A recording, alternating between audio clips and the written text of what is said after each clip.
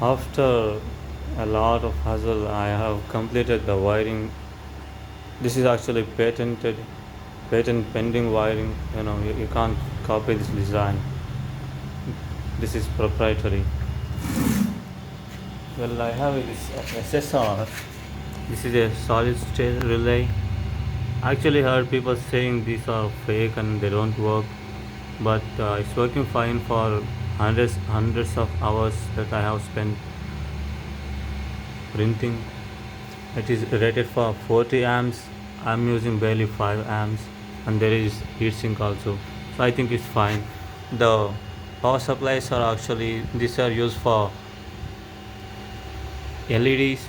Each one of these are rated for 400 watts. One of these is connected only to the board and the heaters, and the other one runs the motors. I think that's totally fine because the heat bed is not handled by this. It's connected to mains directly. And for Z motors, I'm using this DM556. This can deliver a lot of amps, actually 5.6 at max. For two motors, I'm using DM556, and for the another one, I'm using this TMC 5160. The other 5160 is connected to the extruder because I need a lot of force. These two TMC 2209 control the X and Y axis. This all will be changed when I get my printer ready. This is a Raspberry Pi 5, as you know. Here is the hot and cooling water cooling system. It's all crap. I know what you're thinking, but this it won't be like this. Maybe if you watch the introduction, you might have seen how the printer actually looks. This is RCBO. What it means is if there is some live leaking into the printer, if I touch it, will just shut down everything. Everything is wired through this RCBO. These are not cheap, but for protection, it's very necessary that you have one of these like this. If you have a bed heater which is connected to a live AC, this is not a touch screen. I do have a touch screen display, but it's not working. I don't know what happened to it. I will install it in the final version. Yeah, this is the Raspberry Pi OS localhost, and I'm doing bed mesh calibration. I had problems with Z motors running other opposite direction to each other, so it had tilted a little bit. Now I have aligned it within a millimeter, so I'm doing bed mesh calibration once again at a finer resolution. Before I had at 6 into 6 mesh. Now I'm doing at 9 into 9 mesh. This is a large printer.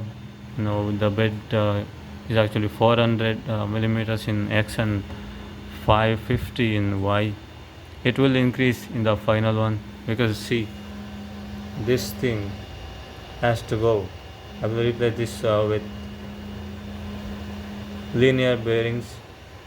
Maybe I will get about 10 centimeters in X and also 10 centimeters in Y. Yeah, that's it for now. I don't know how to make these videos. I hope you don't hate me. The door is actually made of polycarbonate,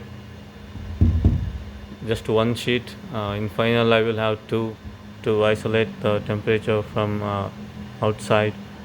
Uh, when the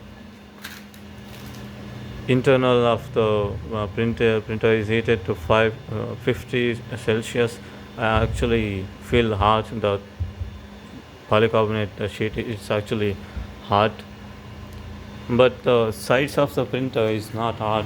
It's at room temperature because see, in there are two walls here. Let me show where can I see. So I don't know where to show you this. There are actually two metal sheets. These are just GI sheets.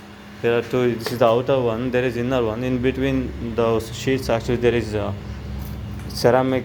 Yeah, you can see it here. This is a ceramic insulating blanket. I don't know what exactly it is called. You can look up if you want. Maybe I will add it on the screen. This will resist the heat. It's actually used for higher temperature, like 1000 degree or so. It's working great here. I actually got this very cheap, maybe like $100. I I have half of it left. If I want to do another printer of same size, I can actually do it. It was cheap for me. I could get it very, really cheap.